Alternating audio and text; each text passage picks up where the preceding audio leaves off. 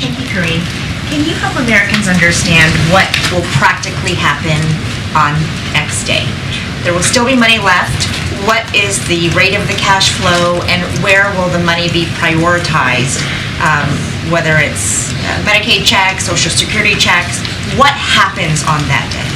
So as I've said, look, that's not the as you speak to prioritization.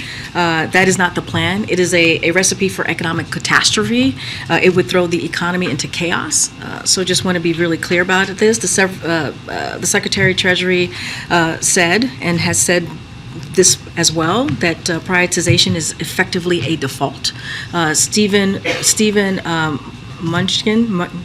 Munchkin said, and I quote, "That doesn't make sense. The government should honor all of its obligations and the debt limit should be raised." Jack Lew, I think prioritization is just default by another name.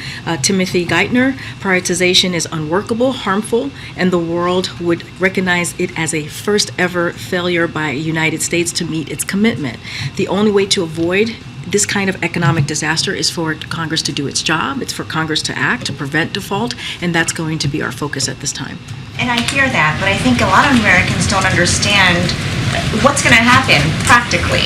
Can you help us understand that? So look, here's the thing. This is why we have said would be catastrophic to our economy if there is a default. We've been very clear. We've laid out what could potentially happen. Remember, this would be our first ever default. If it were to happen, we were going to do everything that we can to avoid this.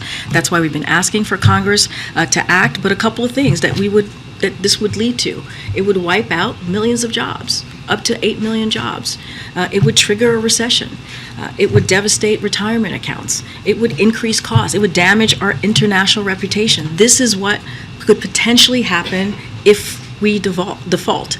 Again, we are not a deadbeat nation. That's what the president has said. We have been able to pay our debts since 1960. We did it 78 times. So, and that's just one part of what could happen. The other part that what could happen too is we could see the gains that we have made these last 2 years under this president. When you think about 12.7 million jobs, that could be gone. When you think about unemployment rate at the lowest, at one of the lowest that we have seen, 3.4%, that could hurt that. The manufacturing boom, the 80,000 new jobs that we were able to create with manufacturing jobs, that could be gone. The $1.7 trillion of deficit that the president was able to do the first 2 years, a record, that could be all gone. So that is what's at stake, and we believe the American people understand that. And so we're going to do everything that we can to make sure that that doesn't happen.